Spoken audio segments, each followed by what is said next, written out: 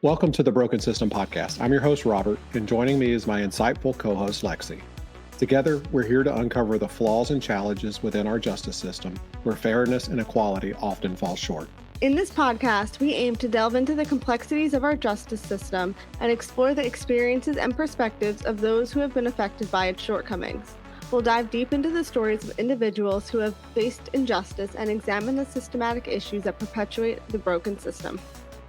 Our goal is to bring awareness to the disparities and biases that exist within our justice system, and to inspire our listeners to take action. Through thought-provoking discussions, interviews, and analysis, we'll explore the various aspects of the broken system and seek to understand how it can be reformed.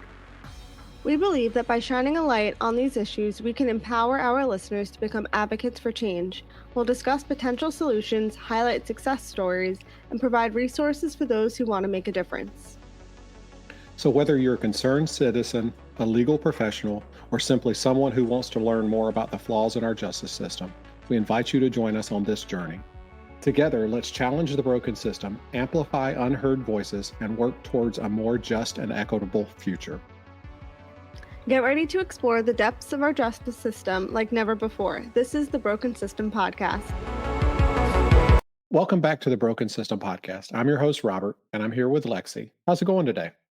Hey, Robert, it's going good. Today, we've got a really exciting episode in store. It's a bonus episode that goes a little bit different than our typical conversations. Recently, we've had the incredible opportunity to join forces with fellow podcasters at a December meetup in Atlanta, Georgia. And at this meetup, Jason Blair, the host of the Silver Linings Handbook podcast, facilitated a captivating discussion on a topic that's been capturing the hearts and minds of listeners everywhere: the motivations behind hosting and producing true crime podcasts. Absolutely, Robert. We are honored to have a stellar panel of true crime podcasters to join us for this conversation today. So those guests include Brandon Hall from Music City 911, Nina Instead from Already Gone, Dana Pohl from True Crime PI, Jason Ercey from Santa May Be a Criminal, and of course, our very own Robert Palmer from the Broken System Podcast. For those who couldn't make it to the meetup in Atlanta, fear not. We're bringing the insights, the revelations, and the engaging discussions straight to your ears. And for those who were there and want to relive the experience, this one's for you too. So whether you're a true crime aficionado or curious about the minds behind the captivating stories, join us for a powerful panel discussion. We guarantee you'll gain a new perspective on the world of true crime podcasting. Stay tuned, folks. The Broken System Podcast presents a bonus episode you won't want to miss. This is a Silver Linings Handbook podcast bonus episode. I'm Jason Blair.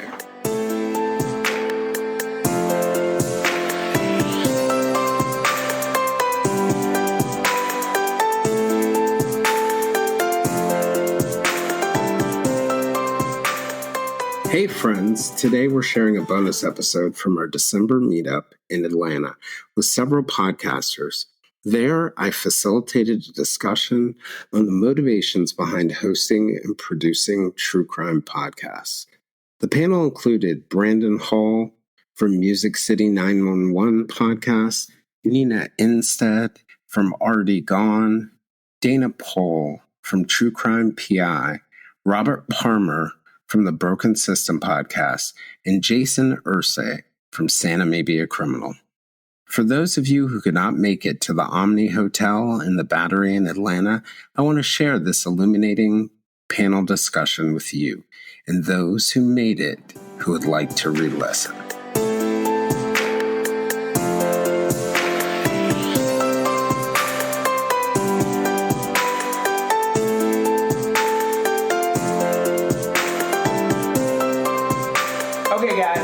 We're going to go ahead and get started.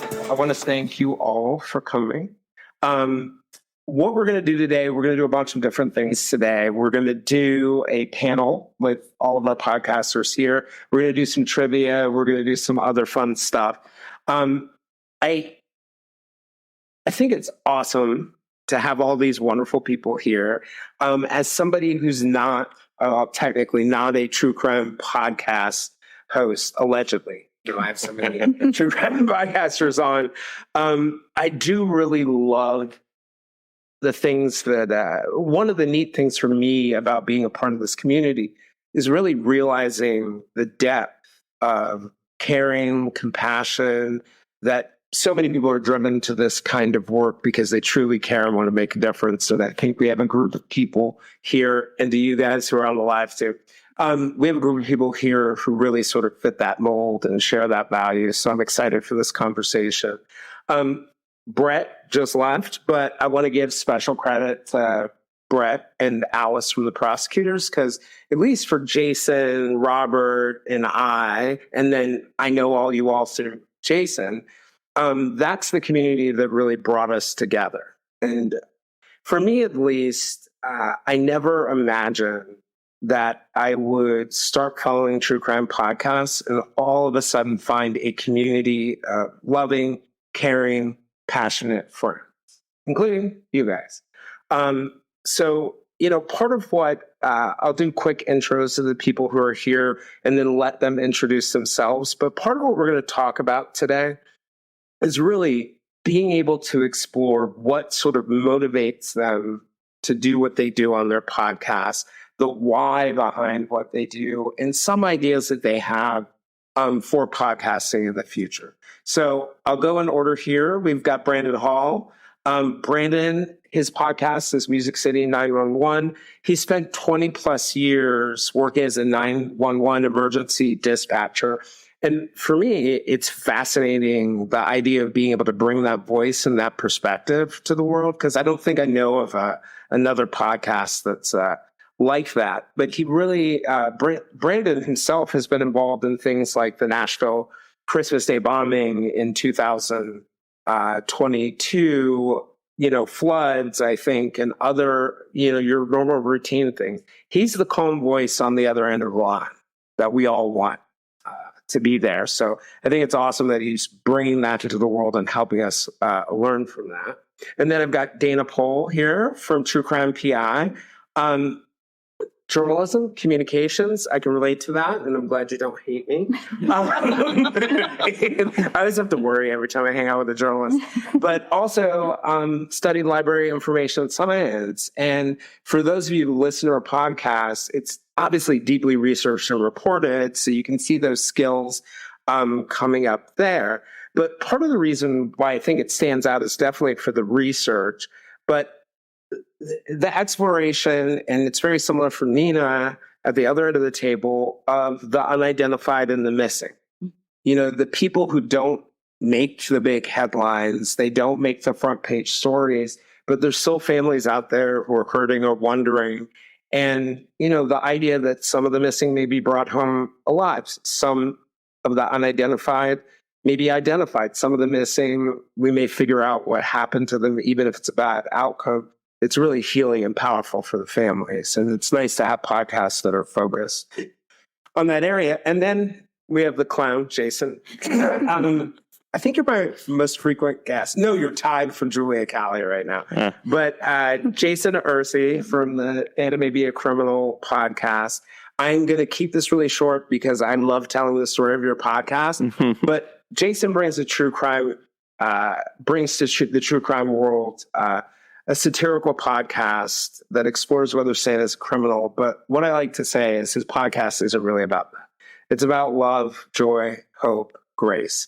Sort of the meaning of Christmas. And we're searching for that thing, that magical thing.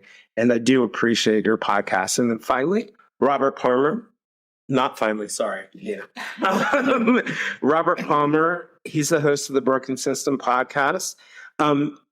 Robert's podcast really explores, in its first season, he'll tell you about it in a sec, explores a case, DJ Ficky. And it's one of the neat things about Robert's podcast is it really does explore the systems around the criminal justice system and what might be broken and gives you a roadmap on what to fix. But in that first season, one of the coolest things is he explored a kind of case that might surprise you in terms of how it doesn't get attention. And that's a white male who ends up the victim of a violent crime. In this case, also drug addiction and other things played a role. But he's shining, kind of like Nina and Dana are, shining a light on an area that we sometimes don't pay a ton of attention to. And then Nina and Steph. Sorry, Nina.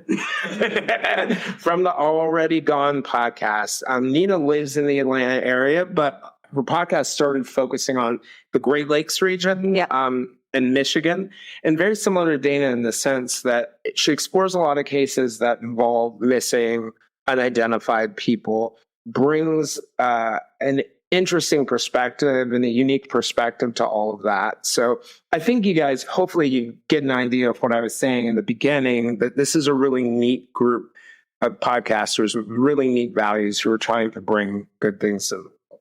So I'll go ahead and facilitate the conversation. I'll try to talk. Who are you? Normally. Who are you? Yeah, there you go. Oh, that's a really good point. Jason Blair.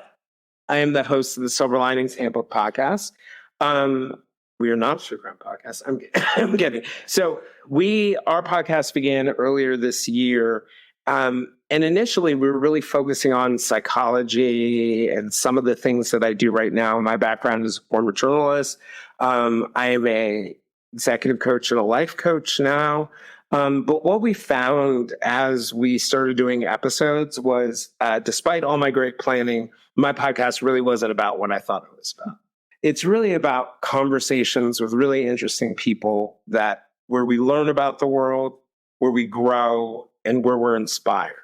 And no matter what I try to do, no matter what angle I try to take, it comes back to those things. So I'm really thrilled to be able to facilitate this conversation. Hopefully I'll do a relatively decent job. So for our guests, I'm going to go ahead and grab a seat and get us started.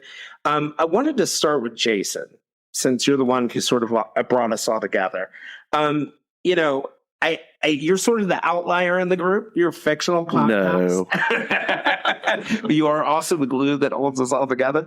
But one of the things, as somebody who's not really a true crime podcaster, but who really is interested in some of the related topics, I was thinking about the idea that your podcast is about true crime, but I think it's fictional, and it tells the story of an investigative podcaster, shocking, who's Richie, and he's really on that quest to find out what they're saying as a criminal. But I wanted to ask you, what you really wanted to try to bring in the world. Well, I mean, I think that there are a lot of interesting conversations in the true crime space, particularly right now. And I wanted to, I love true crime podcasts, so I wanted to do something that I was interested in. I love Christmas, and I wanted to shine a light on that. It brings me a lot of joy. But I wanted to take a different path to explore a lot of the topics that we're going to be talking about today, but from a lens of from a naive sort of perspective. I wanted Richie to start out really not very good at what he was doing. I wanted the show to sound better as the show continued on, even though I work in television, so I knew how to do it, but I wanted it to be very intentional that Richie was learning what he was going along as he was going along. But I just thought it'd be fun to have some of these conversations that go on in the true crime space from a place that we could laugh about, because it's really easy for people to get really angry, and there's a lot of anger in the true crime space when it should be a place that's really accepting. It's kind of interesting, because one of the things that I often think about when I'm listening to podcasts is, wow, these are all the things that are going on under the surface in the true crime space that nobody really openly wants to talk about. But we're able to talk about it through. Yeah, right. I get away with a lot because it's satire, But yeah, I just wanted to kind of take a run at those conversations, and I also wanted it to be something that people who like true crime could listen to and still feel happy after they listen to it, because I know that a lot of topics you all do, on your shows, are really difficult topics. And I know that takes an emotional toll on the creators, that listeners sometimes want to take a break from that kind of stuff. So I sort of counter-programmed it as well. So yeah, that's kind of... I've heard you, I don't think you describe it this way, but I think one of your listeners described it as kind of like a palate cleanser. I've heard that a lot, actually. Yeah. It's the sorbet that we can. Yes. Yeah. It's which is great. I mean, I love being in that space, and I have a lot of respect for everybody that does the work that I personally I can't research. Hence why trivia was generated by ChatGPT today. I don't know if it's correct, if the answers are right, but that's what ChatGPT told me. But yeah, no, I have a lot of respect for the people that put in like the hard work, the really emotionally taxing work in these shows, and all the other creators. So I just wanted to do something a little different and give somebody a little bit of a laugh here. Hopefully people laugh about us. So that's sort of like what you're looking to your listeners to get. That yeah, absolutely. Absolutely. Yeah. I was going to ask you the same thing, Nina, and just thinking about your podcast and, you explore, I think, a lot of tough topics, but at the same time, things that, aren't getting covered by everyone. What were you looking to bring in the world with yours? So when I started the podcast, I really wanted to focus on cases that were in the area where I lived, like places that I knew, because that was interesting to me. And then I found myself working as a missing persons advocate, which really changed my perspective because all of a sudden I was dealing with these families that were struggling and were in crisis. And it gave me a totally different perspective on the work. How did it change your perspective? I realized how important it was to be careful and thoughtful when creating, because the families listen, the friends listen, the communities listen. This is someone that they knew, someone that they cared about. So it's very important how you speak of the missing person or of the murdered person and how they ended up that way. The tiny word, talking about the background, the way that you kind of puts it. Yeah, it's interesting. I mean, I think of that as in some of the true crime discussions, some of the creators are often, not necessarily talking to victims. They're going off of news reports. And I just remember as a journalist that once you sort of sit in the room with the person who just lost their loved one, or even the family of the person who's the suspect, it really changes your perspective on even the smallest words. And I was just having a conversation. It may have been on the podcast. I don't know. It all blurs for me. But about a situation that we had where we were reporting on a story and there were really gruesome details. And it was an important story, but there was no reason to put the gruesome details. It added no value. It told you nothing new. And it's just really interesting that once you've been in that room, you take care to do things that you wouldn't normally. It gives you a thoughtfulness, I think.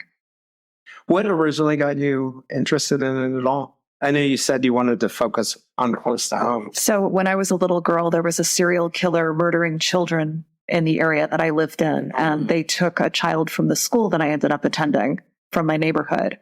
So ever since I was literally a toddler, they're like serial killers or something I've been aware of. Wow. And this person was never found or identified. How did it affect you?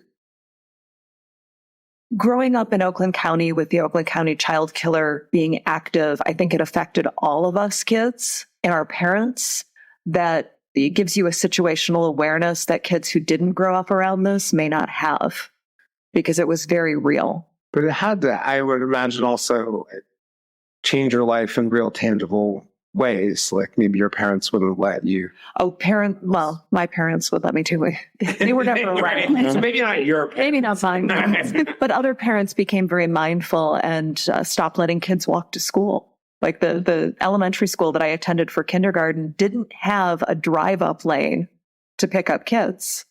And they needed it because a girl from that school was murdered in the neighborhood. And I remember walking to school with my grandmother and seeing all of these cars jammed up around the school because there was no place for them to go. And it was, there's a little bit of chaos involved. And I think that sort of disorganized but very intense scenario was left an impression. Yeah, I was recently talking to someone about Delphi, Indiana, where, Abby and Libby were lost. And we were talking about the idea of, someone writing a book to tell the story. After listening to them, I was like, oh no, that's not the right book. The whole town is affected. Like that town is forever changed in ways that we don't read about and that we don't see. And it's not just the fear, it's the media coverage, it's the other things along those lines. And I was talking to them, and they said, the town is trauma. Absolutely. The entire town is traumatized. There's trauma, Well, thanks for answering that, and thanks for going there. I turn it to, I'm going to mix it up and throw it to you, Brandon. Okay. What were you looking to bring in the world with yours? I just thinking about the idea that there isn't another podcast out there. Did you even know it would be as successful as it was? What were you looking? What does success count as? Yeah, well, when I started, it was me and another dispatcher. Believe it or not, he had just retired. He had been a dispatcher for 40 years. Oh wow! And at that point, I was, I'd been there 20, so we'd been, friends for literally decades. And it's kind of started off as just kind of a buddy chat type thing where it was, we thought we were going to have other 911 dispatchers listening and police officers, stuff like that. And that's where we thought it was going to go. But he had retired. He wanted to fully retire. He had no idea how much work and effort went into a podcast. Yeah. So he wanted to just remain fully retired. And, I took it on myself, and I had random guests past that, but it just took a little while. But really the biggest thing was just letting people know about people like our 911 dispatchers. I mean, growing up, everybody has an idea of what a police officer does or what a firefighter does, or, just about any job like that. But there are so few 911 dispatchers in comparison, and they're all kind of behind the scenes. They're faceless. You don't know what actually happens other than the rare case of, a 911 call getting released to a news outlet or something like that. Which is still pretty rare.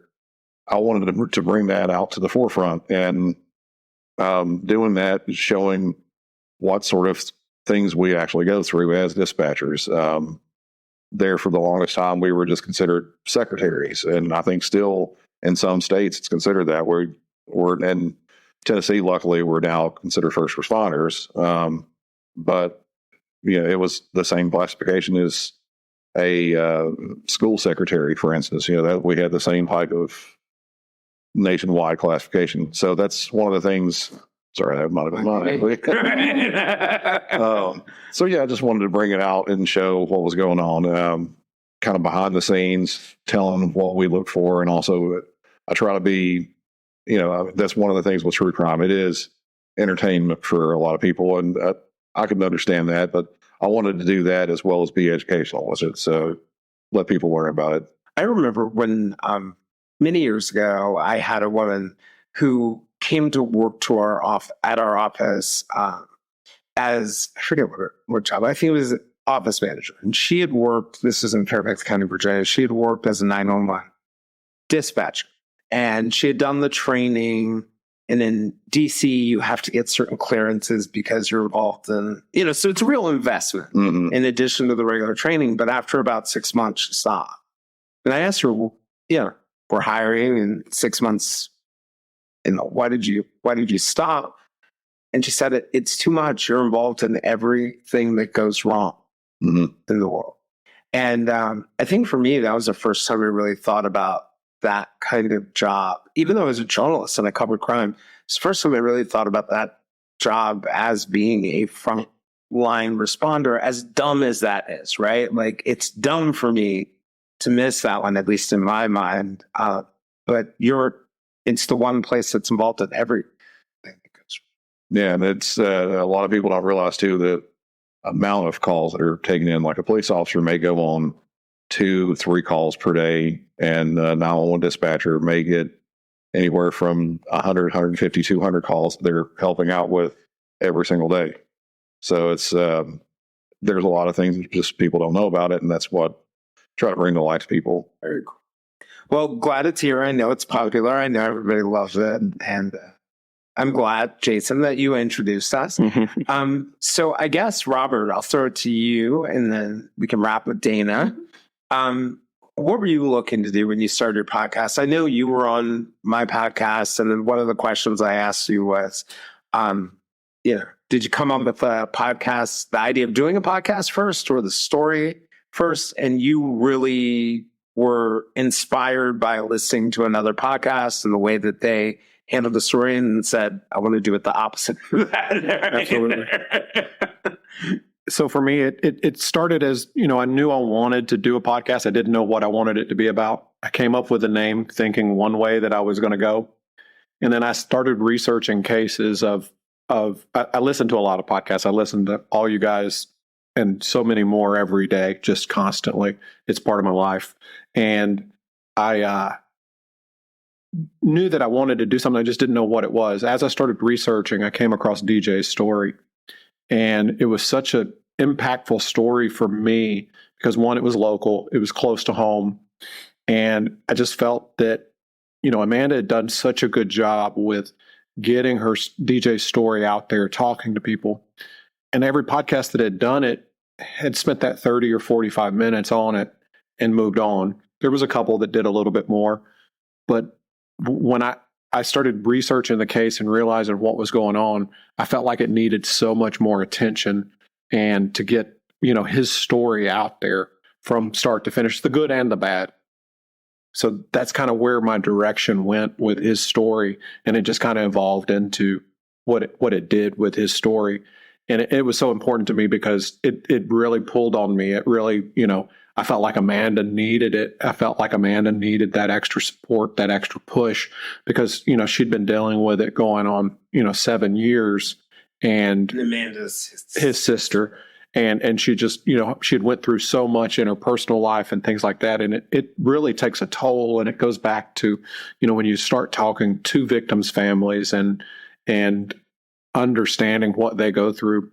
I don't know how she did it for as long as she did. It takes so much out of them and takes so much away from their current family that's there right now that people don't see. People don't understand what they're going through. So that was why I wanted to focus on that.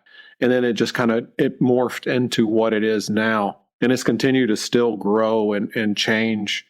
Every time I go into another episode, I realize there's other things that I can do to bring light for, victims, and the justice system that's failing. Was there something about DJ's story that you related to? It was just so much that he as a victim was being ignored.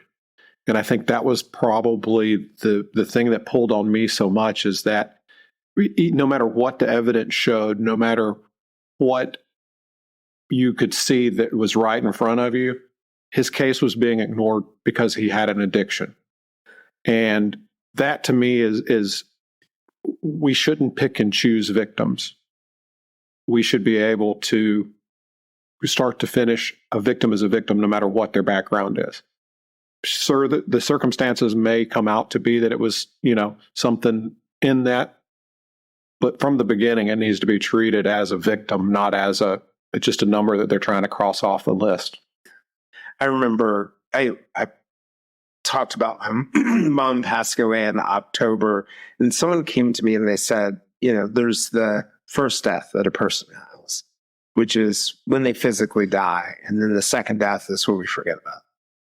And, that's one of the neat things about, certainly for the three of you guys, Nina, Dana, and Robert, that you're keeping these people alive and keeping their stories alive. And Robert, I really relate to that point of feeling like you're not listened to, right?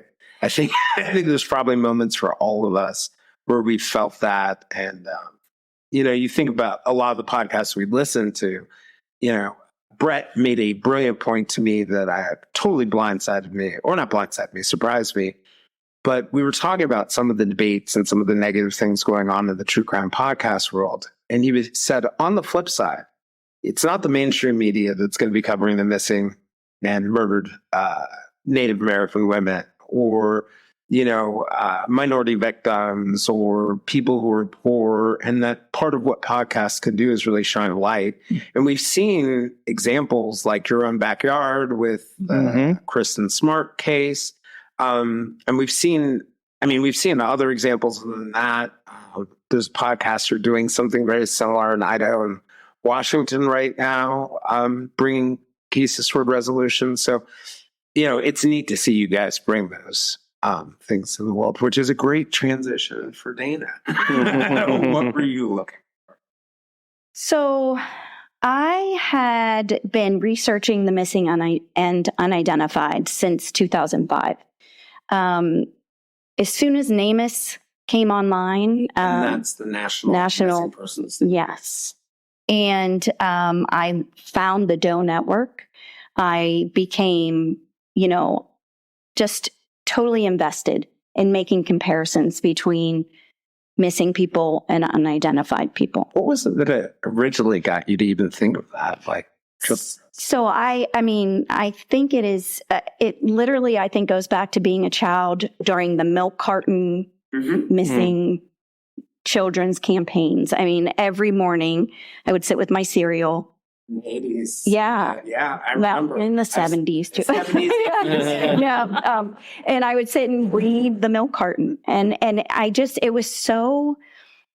shocked me that children would go missing. It shocked me that families would not know where their children, I just couldn't understand it. Yeah.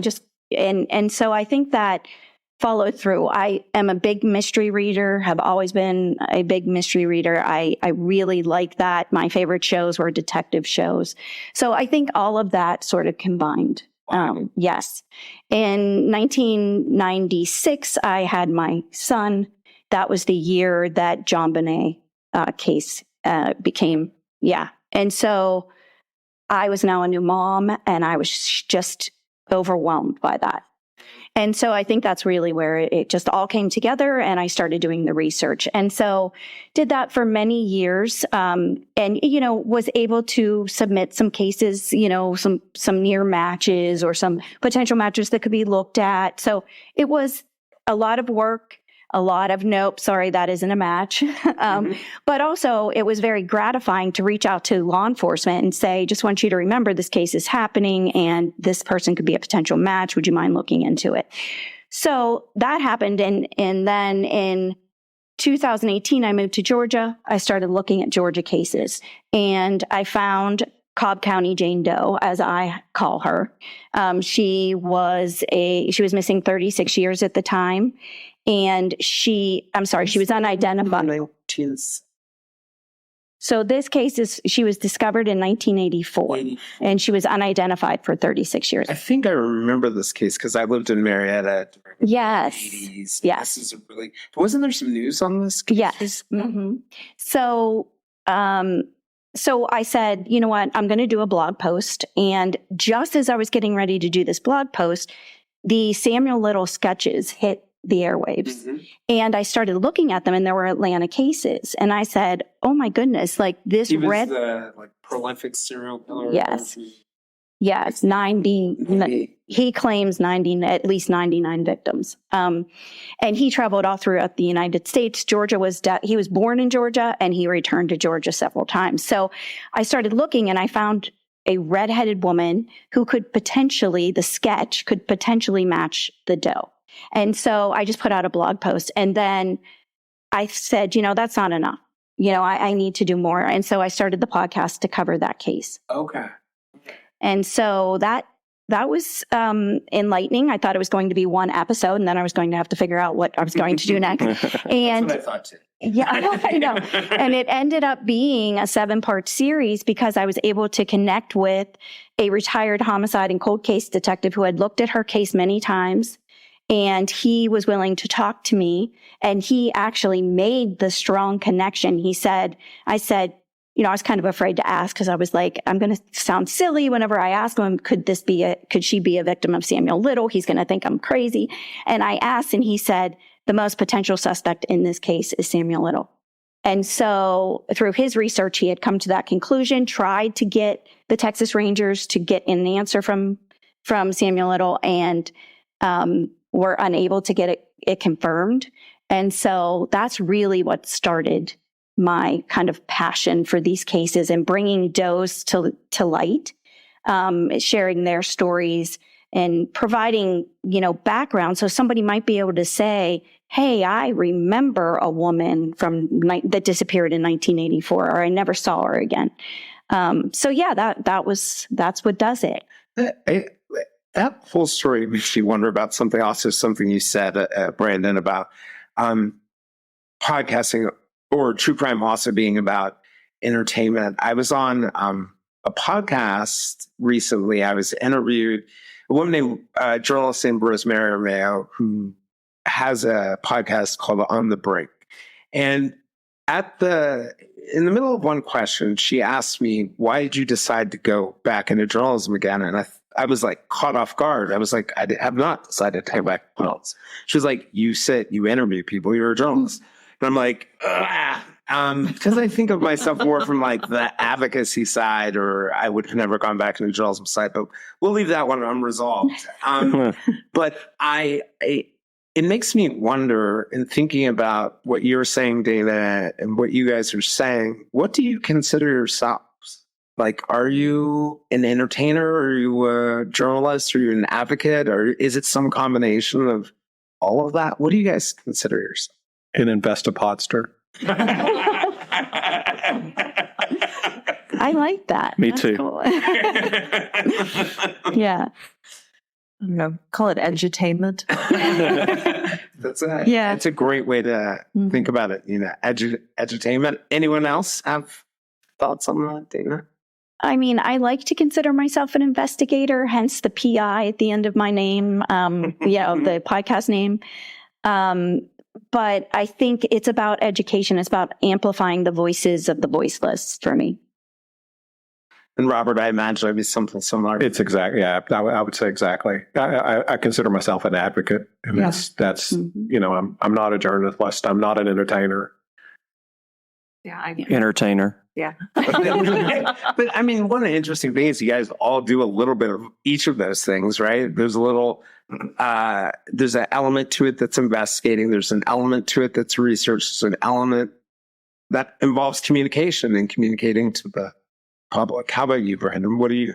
I don't know how you'd really classify it, but I mean, just pushing the fact, like I said kind of before, the 911 dispatcher, how they would have to deal with these horrible, horrible calls for someone else's horrible piece of their life that's happening, not just, right then. It's a lot of times the very first minute or second that they have found out this horrible thing is happening. And you're right there. One of the things I've kind of mentioned on the show before is that, if you have a domestic violence situation, a lot of times when they call you on the phone, it is going on right then. It's really, really bad. You can hear screaming and things being thrown around. And then in the course of time that a police officer can go out there, they've completely changed it's completely different dynamic. So you're really hearing the nitty gritty of everything that's going on right then and there as soon as it's happening. Sort of like an intense, unique moment in their lives that I'm guessing they probably couldn't even explain it afterwards. Yeah, exactly. Most people don't, if they try to recall their 911 call, they don't really remember too much about that. And the dispatcher is also kind of the same way. I mean, because we deal with so many, I've said it before. I can remember some of the calls that I took when I was a first month dispatcher. I can't remember some of the calls I took last week. Right. Right. That they were that impressionable. Yeah. I never really thought of 911. You're at a unique, intense moment in people's lives that, maybe the scariest, most frightening, most dangerous moment. And you're there for those. That's interesting. Interesting when you think of it. And then last but not least, Jason. Oh, gosh. Oh, no. Outside of, it's funny because, you and I will do battle with this. You can call yourself an entertainer. I call you the spreader of love. But go ahead. How do you see yourself? I mean, obviously the show is entertainment. And I have a lot of fun doing it. And I do, I think sort of sometimes I do try to spread joy and love and all that. But I do think again, sometimes I'm trying to facilitate conversations or say things to make people think about the conversations that go on in the space, so that maybe they will, I mean, I don't want to say approach things the right way, but differently, with more kindness, because everything is so different. Yeah, with more kindness, because everybody's so angry all the time, and I don't want to be angry. I just want to make people laugh and be happy, and be nice.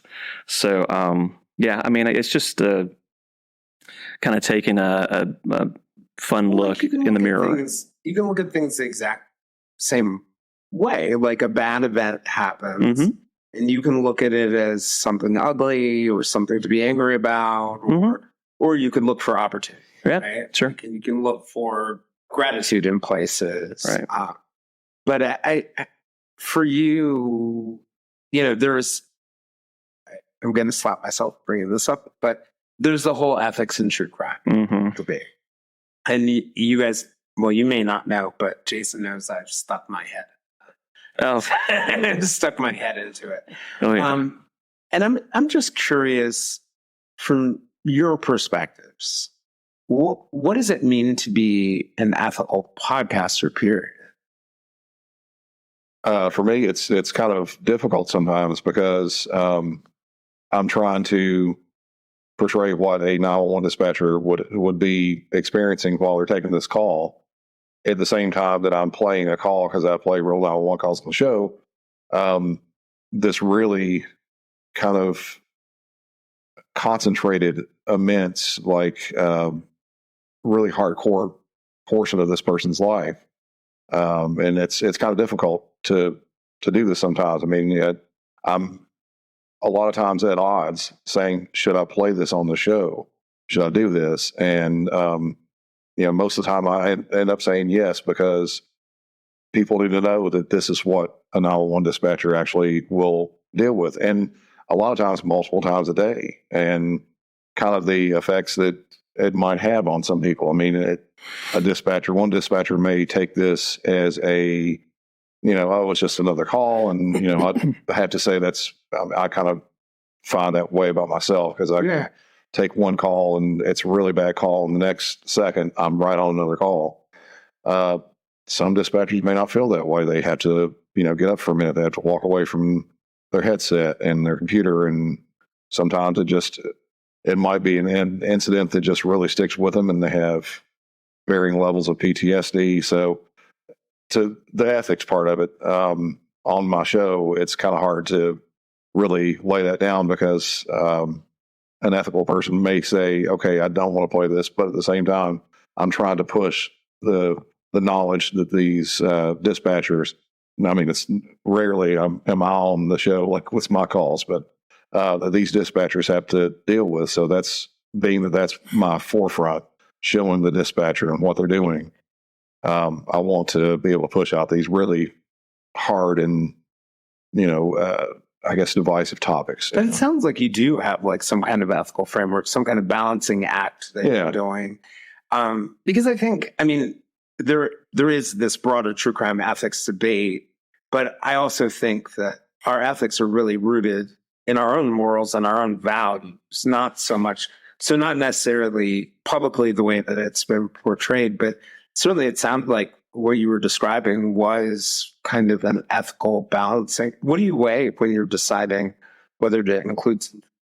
If it just kind of sticks out to me, some of the, here recently, because my podcast, I'm probably just like any podcast, changes a long time. I don't really do the extreme deep dives that some other shows do. And in fact, like this past episode I had 3 separate incidents on it in the course of about 30, 35 minutes. So it's enough to where you can get an outline of what happened. It's mostly, again, with almost probably like the feel of being there, getting that many. And plus the fact too that a lot of people don't know this. Most dispatchers don't know what happened after they get off the phone call. They never find out. So I try to bring a little bit of that as well. There's been calls that I've taken, and then a couple days later, I'll see news article about it. I'm like, oh, so that's what happened. Mm-hmm. And So a lot of it ends up just unresolved. Because some of it, no, it's not going to make it in the news. well, yeah, it's most people don't know that most of the crime that happened does not end up in the news. So like you see that a shooting happened at a Kroger or something like that. That you might see that, but you don't know that there's been probably 20 or 30 other shootings that happened that were unreported to the news. Right.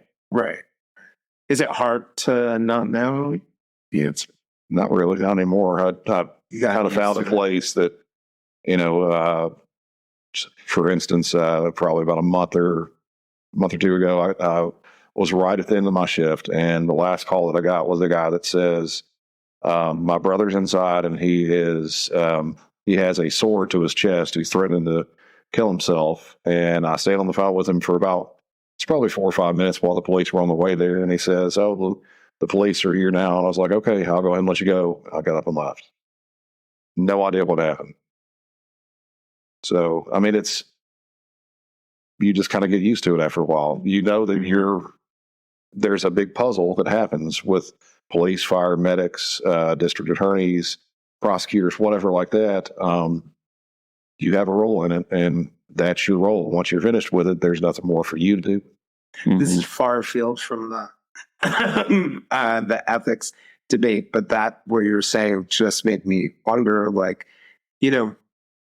in some of the work I do, I've worked with EMTs, I've worked with, whether it's psychologists or police officers or, how do you stay whole and bring your walls down and take risk in life and be vulnerable when you're constantly surrounded by,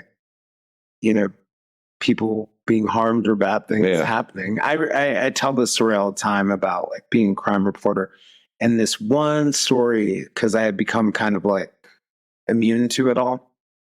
And this one story of this little girl who was walking by a school building and a brick fell off the side of the building, hit her in the head. She died. Just and the randomness of death, for some reason that stuck in my head. But I realized over time, I stopped feeling the bad things, which then made it really hard to find joy or take risks or be bummed.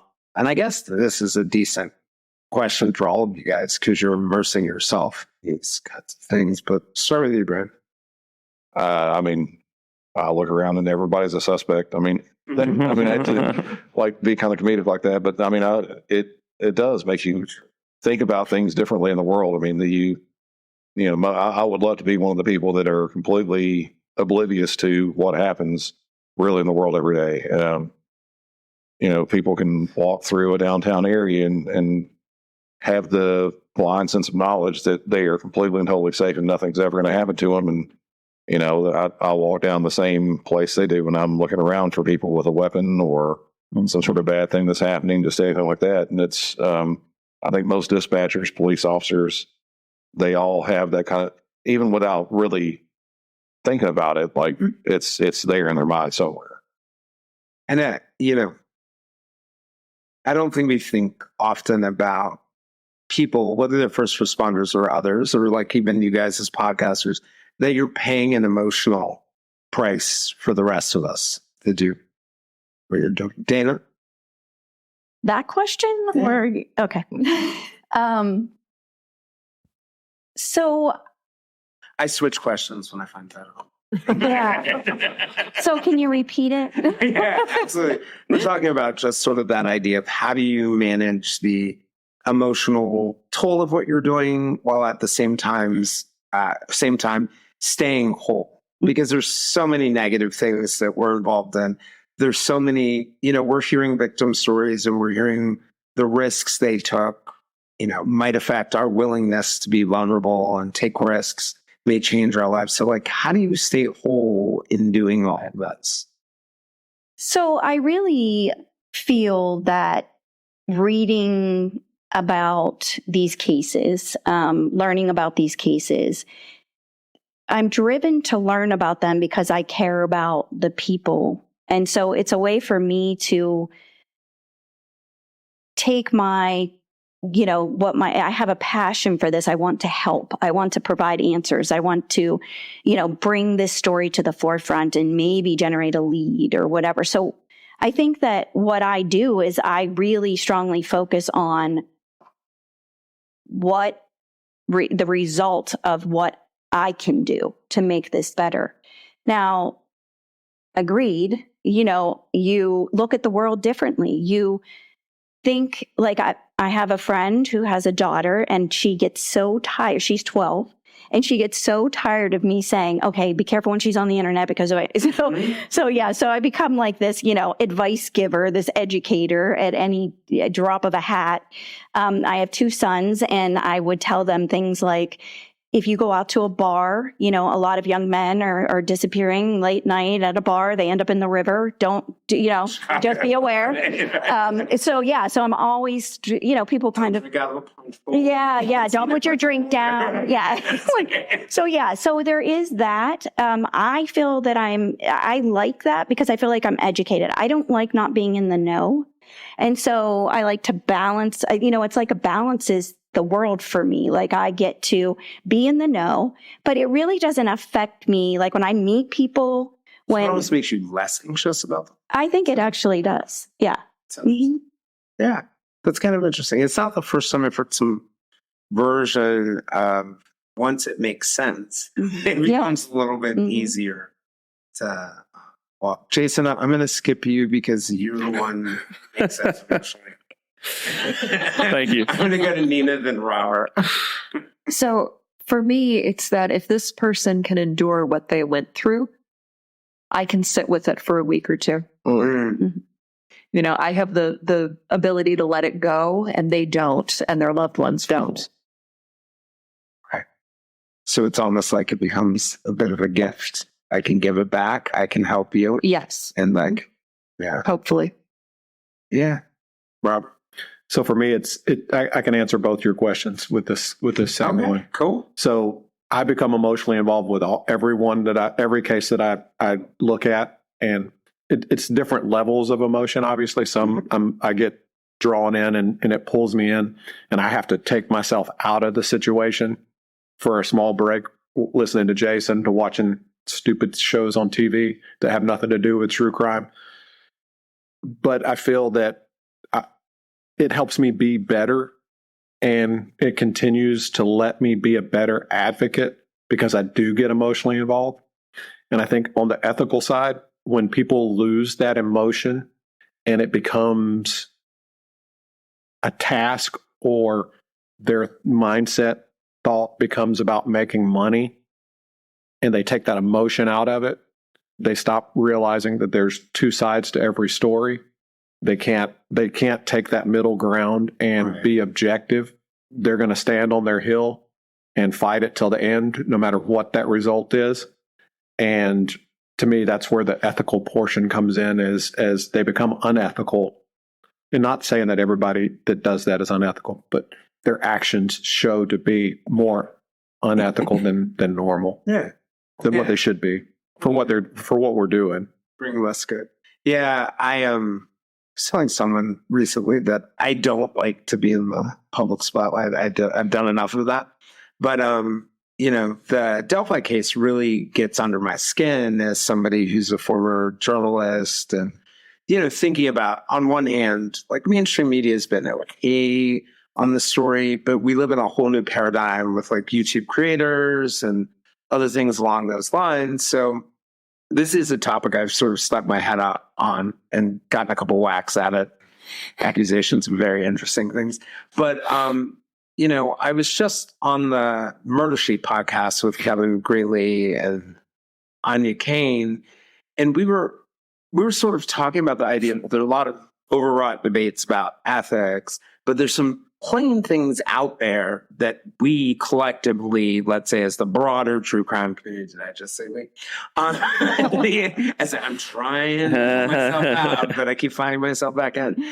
But that there, all the good that we're talking about comes to the world, but there are these sort of like blatantly to the point Robert was making about like sticking to your point, not being open to new ideas or exploitative stuff or, and I think for me, maybe that's part of the reason why I try to hide out of true crime and make it nebulous, is like there's a part of me that's so proud to be a part of this group. And then there's a part of me that is just kind of ill at some of what happens. And we don't have clear guidelines or definitions or anything like that. But and it's been tough to navigate, right? Like, because there are times where I've thought, I'll have this person as a guest on my show. And then I research a little bit and I'm like, I will never have this person anywhere near me. Spinning it into a positive, right? Like, what are some of the things that we as creators can do to either improve the work we do or the community, the broader true crime community that we have? And Jason, I'll give you that one as a start. Oh, man. Tell jokes. I don't know. I don't know. I mean, this is a difficult question because I try to, I've stuck my head in a couple times too, and I've gotten some whacks at it. But I think for me, the thing that bothers me the most in this conversation this big conversation is when the victims are forgotten and when the focus, Robert said it perfectly a couple minutes ago. I mean, the Delphi thing, to me, I get really upset and emotional about that because, it's just tragic, and that's obviously one of the hornet's nests in this space right now. There's a lot of really, really ugly things happening. So, I mean, I don't know. I don't know what the answer is. Why'd you ask me? I got dressed like Santa Claus. It's kindness clause. Why did I ask you? Well, I mean, I think first of all, let's start with the fact that you know everyone. I know a lot of people. You get along with everyone. Whether you really like them or not, I don't know. But you get along with everyone. But I also think like you do care about those things, like helping people, staying victim centric, and you're able to bridge the gap. And now I'm actually being serious and find common ground with a lot of people who are very different than. Yeah. So that's kind of why I thought. Well, I think just it goes back to what I said earlier, is that my default mode is to be kind. And I think that's why I have so many people that I get along with. And, I think I genuinely do want to help. I want to help everybody, really.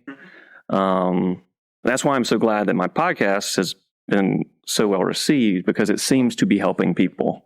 Like, I can't tell you how many people have reached out to me and said, I used to hate decorating for Christmas, and now I love it because I listen to your show when I do it.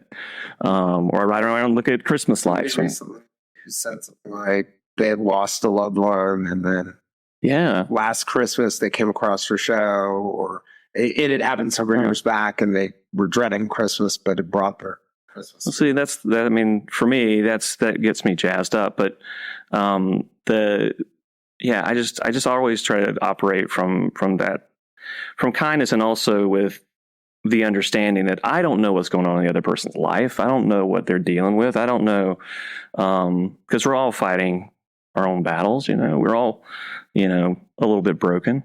But I think through conversation, which is what I love about your show so much, is that you are able to develop real relationships. I mean, when I first did your show the first time, we had just chatted like that Saturday. I just wanted to get to know you.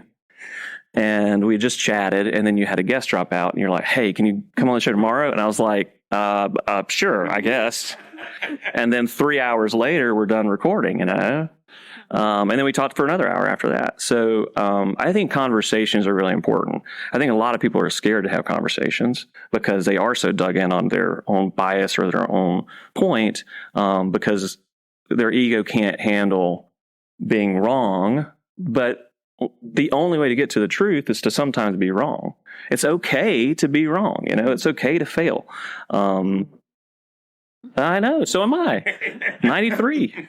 But like, I just think that like, if we all kind of just step back a little bit, take the ego out, really try to start it with the victim or the case or whatever the thing is that we're trying to get the answer to, start there, and then like have the like understanding that we're all trying to get to the same spot, and do it in as civil and I don't want to say ethical now, but in the most civil way.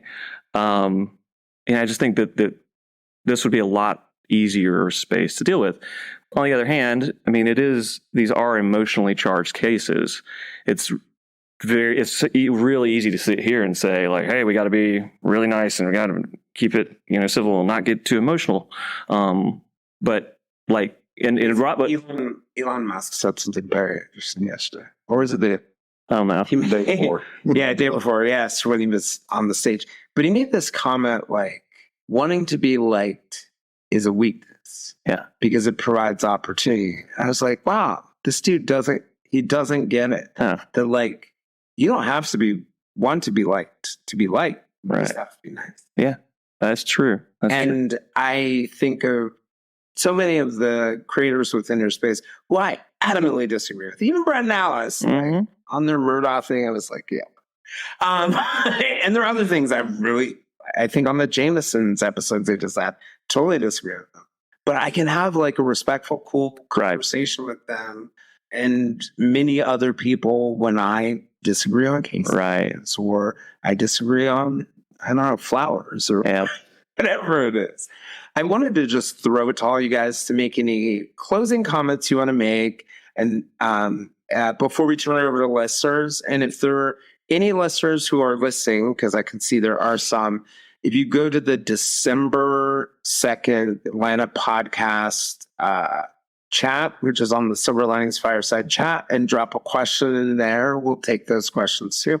Give you guys a chance to close, then we'll turn it over to you guys for any questions. So, start with Nina. I just thank everybody for showing up and tuning in. Mhm. Robert? Same, Not allowed to say same. If an answer is taken, she gets the out. I can't do it. I appreciate the ability to have a group of people to discuss things with, to be able to do things like this and have an outlet for what I do. And I appreciate the people that listen and continue to come back and listen to me, even though I don't feel like, my voice is worth listening to. I appreciate the ones that do. Well, that's right. Little does he know. I mean, I think everyone's voice is worth listening to, but I definitely think like I'll skip ahead to mine. I appreciate being surrounded by so many people who have such good values and do good things, including you, Robert. But Jason, we already sorted it. Yeah, I appreciate the chance to get together with some awesome podcasters that let me dress like this around them, and they're not embarrassed to be around me. I'm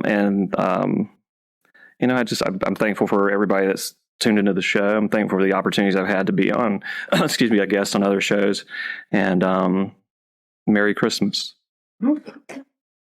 Dana? So I just like to say ditto what everyone has said. I really enjoy having these conversations. I am a big believer in collaboration over competition.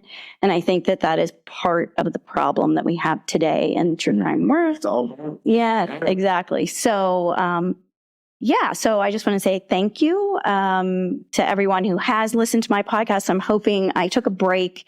I was working for Uncovered as a consultant or contractor. My contract is coming to an end, and so I will be heading back into the podcasting. Look forward to being out there promoting you. That's right. So, great. Really, I just love doing anything like this where I'm around so many other podcasters that, before I did CrimeCon the first time, I knew very few other podcasters other than just chatting online, but like actually getting together with people that are in the same kind of space. It's really amazing because yes, you all have shows and stuff like that, and it's everybody has like a varying level of success and stuff like that. But when you're all together and you're just chatting about everything that you're doing, it's like so much amazing stuff. Like bringing light to a person that otherwise probably wouldn't have it. That's something that like my show doesn't get into that. I really appreciate a lot of what you guys are doing because yes, mine is focused. It's it's really kind of its own thing, but like I hear stuff like this and I get inspired. I'm like, I want to do stuff like that. So That's awesome. It's really good. Well, you can always have a second podcast, Brandon. Trust me, Jason will start one. So I'm going to go ahead and thank you guys. I really appreciate it. We're going to take some questions from these folks. I'm going to go ahead and start with one from the chat. And this is from Sophie, who some of you guys know.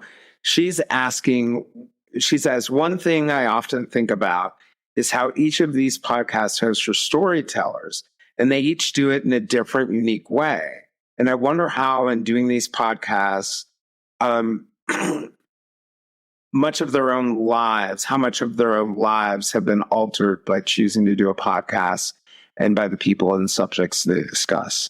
I can simply say every interview I do changes me. Yeah, absolutely. Like I have lots of things that happen, but I probably not had a year of growth like the year of growth I've had doing this podcast. It's not even possible. So, Nina, back to you. So, I didn't know that I would end up being a missing persons advocate on top of doing the podcast. And I've met a lot of great families and a lot of great peace officers. And I'm really grateful for these relationships and how they've changed me and my perception about the world that I live in. Yep. I feel that same kind of. So for me, it has given me a different perspective because, like I said, I've listened to true crime. I've listened to podcasts for a very long time, but being in it and telling the stories, and that's one of the biggest things that I say is, I haven't lived this and I haven't done and had to go through what people have to go through. I just tell the story and I want to tell it the best way possible. But I've learned so much about how us as a people fail other people. And it's horrible when we look at it in a big scheme of things of why is this person getting the attention and why isn't this person getting the attention? When you start mirroring those things, it's so frustrating to me. So that's my push and my drive is that I want to make sure that every person it's the same level field and everybody has the same chance of justice. Well, it's kind of cool that you actually got to bring that to life in an actual case. It's part of the value that you bring. Jace? So how has it altered my life? That's the question. Well, we're all different all storytellers in different ways.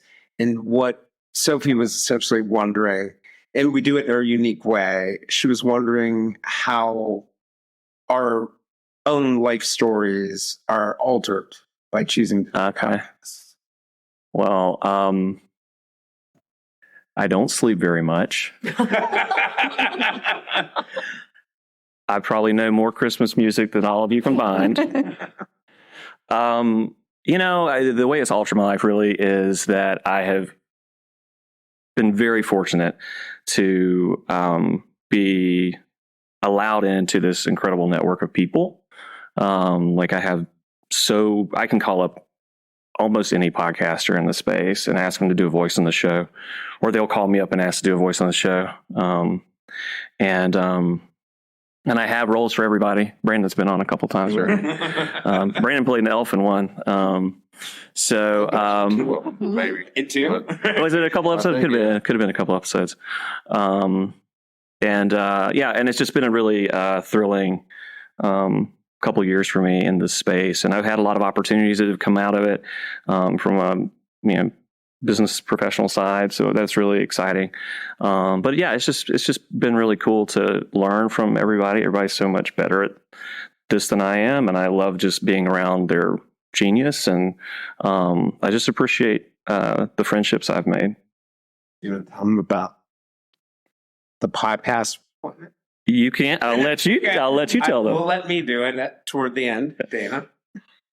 So I think for me, this podcasting has given me the opportunity to really talk to families. I, had imagined what it would be like. I feared that, I have 2 sons, and I can't say as a mom, I wasn't worried that, how would I go on if something happened to one of my children. And having the opportunity to sit with families who have literally experienced one of my biggest fears, and to hear them, really bring that to life every day they live with this. And then being able to connect those families either with resources or experts, so it has put me smack dab in the middle, and Uncovered did this. Working for Uncovered, we have worked with a lot of families. We've gotten their cases up on the site, and now I can share resources. I can provide information. I can educate families, or, give them information they need. This might actually be a good moment for another one of the questions that we got in the chat. Sorry, guys. But Liz, who was in the chat, asked about thinking of that idea of helping people. Are there databases? Are there resources that can be cross-referenced for missing children and unidentified people? Like, if you're not a podcaster or you're not a researcher, where can you go? What can we do? You the doe and the missing. Right. So the Doe Network is a great website. The NamUs database, which is the National Missing Database, Missing and Unidentified Database. That's the Department of Justice. Yes. Uncovered. I want to talk about the NamUs database, so I'm going to wait till you're done. Okay. I want to address it. Okay. The Uncovered database, there are about 50,000 cases in the Uncovered database.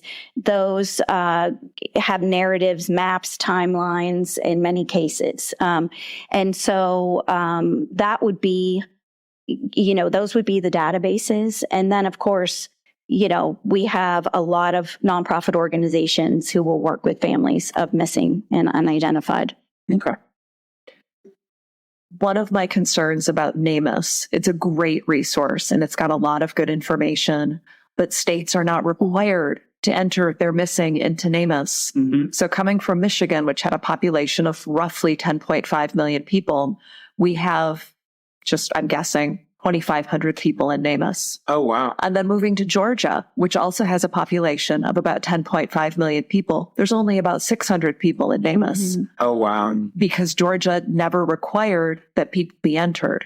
Whereas Michigan had a huge campaign a few years ago, led by the Michigan State Police, to get people entered into NamUs. Mm-hmm. So if you're listening, please ask your legislator to put forth something that makes missing people get entered into NamUs. Mm-hmm. For those other ones, like the Doe Network or some of the other ones you mentioned, how do their databases get larger? Do they seek out cases? They're like more aggressive and assertive about getting information? So the Doe Network adds as they can. They're a volunteer organization, so they're limited to their resources, but it is a fantastic resource. I mean, it goes back years, and Todd Matthews, who is the first citizen detective, solved a Doe case in 1999, I believe. Started the Doe Network, worked to also create the NamUs database with the government. Anina is so right about this, where without law enforcement entering these cases, there are major holes and gaps. Tennessee, because Todd actually lives in the state of Tennessee, Tennessee has a really, they're required. Yeah. So they're one of the required states. But there's 13 states, I think, in the United States required to add cases. So those things get added by concerned, exactly. And Uncovered is the same. They accept citizen submissions. Families will come to Uncovered and ask that we add them to the database. So that's really what's driving it right now. We have never had law enforcement ask us to add a case to our database. So there's a huge gap there. Does the National Center for Missing and Exploited Children have anything? NCMEC has a database Okay. that is searchable. And, they do great work, especially with some of the age progression photographs, but it's not always, Up to date? Or it's not always up to date. And I don't want to say anything bad about NCMEC because there's really nothing bad to say, but we all have their room their interface is not great. I find their interface really clunky. Yeah, user interface is not terrific. Okay. All right. Well, that's good to know. I worked right down the street from them, so I'll start lauding. If you see one guy with a sign, please picture it. No, but they are great people. When are you going to come on my show? Whatever you want. But yeah, whenever you want to say. Absolutely. Whatever you want. Okay. And I want to be something like an elf or something. Yes, absolutely. Of course. I think wherever who's going to be in, which one of us are going to be in, and maybe season 3? Well, 2 of them will, Yeah. I hope. And then you're in the season finale of season. I know I haven't given you your script yet.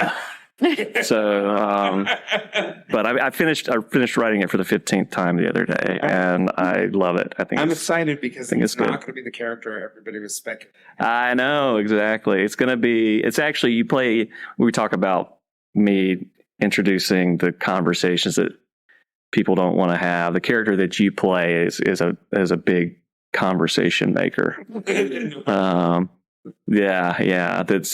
looks at sort of commerce and true crime. So he'll play a character that is very, Which is like very hilarious, right? Yes. Because it's like the opposite. Yeah. So I think it'll be fun. I have a question. What's the podcast you're going to do together? Oh yeah, that's right. Yeah. So our concept is essentially a podcast that really focuses on telling the stories of people who have been able to bring some good out of tragedies in their lives. So thinking of people who are like victims of crime, family members, law enforcement, even convicted criminals who have been released and done something good. But being able to look at these very difficult events, kind of like you guys were talking about at the end, a lot of the stories in true crime end with a sad part. Mm-hmm. So picking up the ball on the stories that, if it were not for that bad thing, something good wouldn't come into the world. And so we thought of people like Stacey Chapin and Ethan Chapin's mom in the University of Idaho. And Ethan Smile Charity and the students who are now going to school because of that. And they're also partnering with a group that is working on missing and murder Native American women. Or somebody like Bruce Maitland, who, when his daughter Brianna went missing, part of his work afterwards led to, I'm going to get the name wrong, it's the Private Investigations for the Missing. Or even though I know she's somewhat controversial, Amanda Knox, right? She went through that terrible situation where she was wrongfully convicted in Italy and has come back and become an advocate around all sorts of different things. So sort of exploring and telling those stories is where we're sometime in 2024. I love that idea because there are so many families who have bounced back in that, and, have pushed forward, I think, and it's been healing to them to create a foundation or to enact a new law or something like that. So it will be, I will be listening for sure. For sure. Pressure's on now. Yeah. I know. Now you said it out loud. I know. Should have cut that out of the finished episode. For the record, I didn't tell him I would be springing this one on. I know. Took me by surprise. No pressure. You're right. No pressure at all. Anything else, guys? Thank you. Thank you. Yeah, thank you. Absolutely. Thank you. Thank you. Awesome. I really appreciate having you guys here. Going back to what I was saying in the beginning, it's so shocking to me that I would find my people in either podcasting or in the true crime community, but I really do love your values. I appreciate you.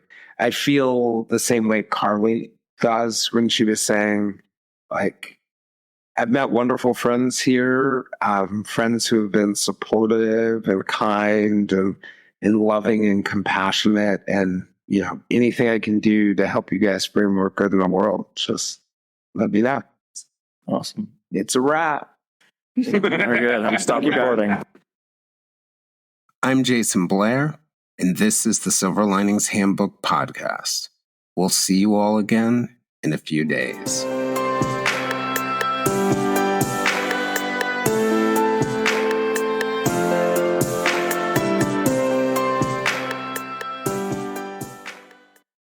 And that'll do it for this week's episode. We appreciate you guys joining us over this holiday, and we will be back next week with a new episode.